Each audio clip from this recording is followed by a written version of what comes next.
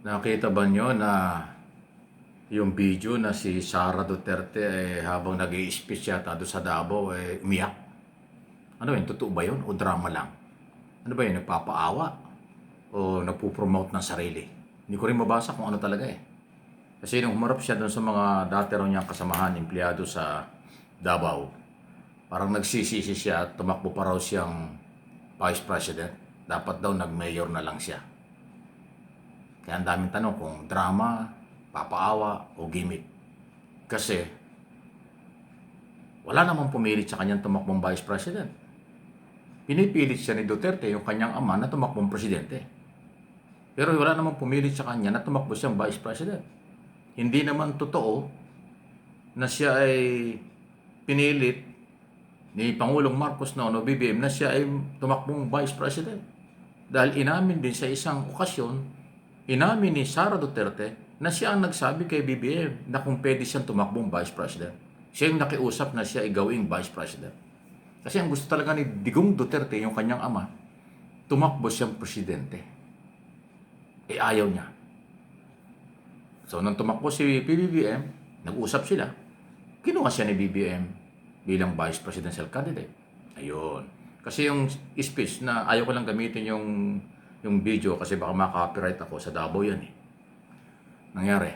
Ang kanyang sinasabi doon sa kanyang speech sa harap ng mga empleyado, parang nagsisisi nga dahil dapat daw hindi niya iniwan yung Davao. Dapat daw nagtuloy na lang siyang mayor. Parang siguro wala na siyang problema kung siya mayor lang.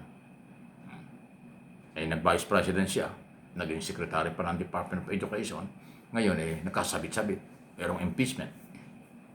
So, nirelay ko lang sa inyo, umiyak talaga siya doon. Nagpunas-punas talaga siya eh. Kaya hindi ko rin maarok kung ano talaga ang kanyang layunin. Ang sinasabi ko lang, base sa record, base sa mga nangyari, siya ay tumakbong vice president sa kanyang kagustuhan.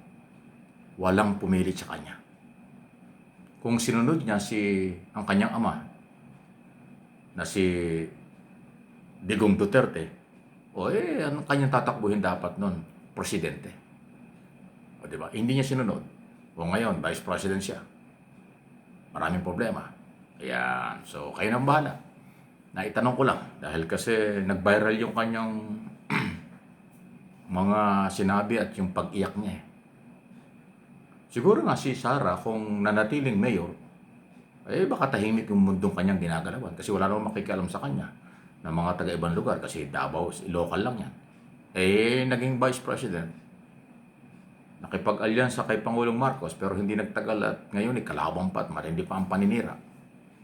Siguro kung ikaw ay naging mayor na lang Davao, kahit na anong gawin mo dyan, hindi makikialam ang national kasi local lang yun. Ngayon, vice president ka, ang dami mo sinasabi laban kay Pangulong Marcos, kaya controversial ka, kaya ini-impeach ka. Ayun ang nangyari. So again, gimmick ba yun? Drama ba yun? Paawa ba yun? Ano ba talaga yun? Kasi may paninisi eh. Dapat daw hindi na lang siya tumakbong vice president. Para tuloy sinisisi pa niya yung mga bumoto sa kanya. Yun yung aking opinion, interpretation sa nangyayari. So tanong lang ito, huwag kayo magagalit. Bukas niyo kaisipan niyo kung meron kayo nun. Lalo na yung mga basher. Tinatanong ko lang.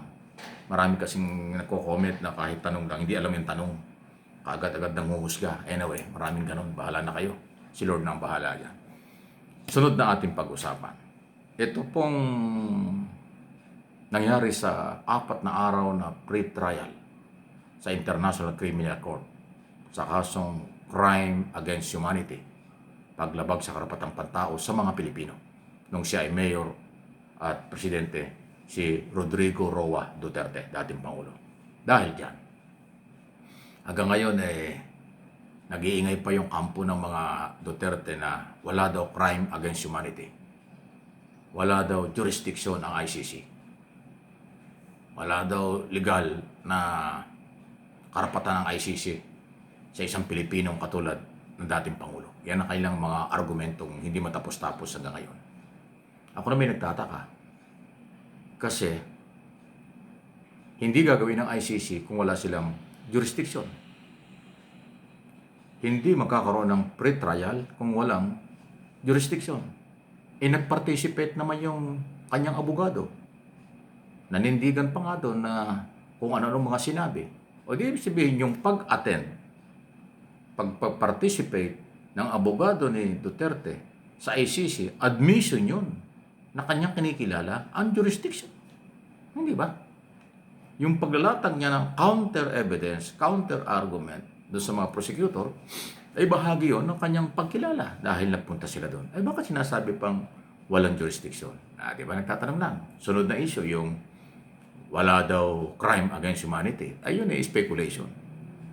Kasi yun ang kaso na inireklamo ng Pilipinong mga biktima. Hindi ang gobyerno ang complainant. Hindi gobyerno ang nagreklamo. Ang nagreklamo ay kampo ni Duterte, kampo ni Trillanes laban kay Duterte. Yung Magdalo ni Trillanes ang unang nag-file ng kaso dyan. Isa sa mga una. Tapos sinundan ng mga mag-anak ng mga biktima. Lumakas ang loob kasi meron nag-guide sa kanila. Yun po yung complainant, hindi Philippine government. At ang kanilang paniniwala, crime against humanity kasi human rights violation at hindi isa, hindi dalawa. Libo-libo ang biktima ayon doon sa presentation ng prosecution. Yun po yun So, tingnan natin kung anong mangyari. Sabi ko naman sa inyo tapos na yung pre-trial for decision, ating aabangan after 2 months. Kasi 60 days ang panahon ng mga judges ng ICC kung ano ang kanilang gagawin at pagsusuri at kung ano ang kanilang pasya. Mayroon bang ebidensya o wala, sila lang ang magsasabi nun. Ngayon, bungguan ng opinyon ang magkabilang panig. Sabi ng prosecution, pamilya ng biktima, enough na establish ang ebidensya at pagpapatunay dapat litisin si Duterte. Ang kampo naman ng mga depensa, medyo sabog-sabog ang mga depensa. Yun na nga. Wala daw crime against humanity, wala jurisdiction, pero nag-participate sila at sinisi ang media, politika, hearsay daw, gawa-gawa lang. Pati media nga dinamay, pati mga media sinisisi. Alam mo naman, dito sa Pilipinas, kahit naman sa buong mundo, ang presidente, pag nagsalita, yun ay balita. Ano mang sasabihin ng presidente dito sa Pilipinas, yun ay policy. So, trabaho ng media, ibalita ang sinasabi ng Pangulo kahit na pambabastos, pagmumura at kung ano-ano. Kasi galing sa Pangulo. Kaya akalain mo ginawang argumento ni Attorney Nicolas Colpman na yun daw kung ginawa ng media, ay yun daw po ay mali. At sa media lang daw, ang media daw ang nakasira para kay Duterte, parang ganun dating. Wow! Politikong abogado ang dating nitong Amerikano o British na lawyer na ito. Siguro nag-a-advise sa kanya si Panelo at saka si Roque. Mga abogadong politiko na hindi naman nagtagumpay sa pagiging politiko, naging Duterte loyalist na lang, Duterte lawyers. Baka nga bandang huli, Duterte liars pa. Anyway, joke lang. So, ano inyong masasabi dyan? Hindi pa ho tapos yan, mahaba pa. After 60 days, malalaman natin kung ano ang kinabukasan ng mga biktima at kinabukasan ng mga akusado.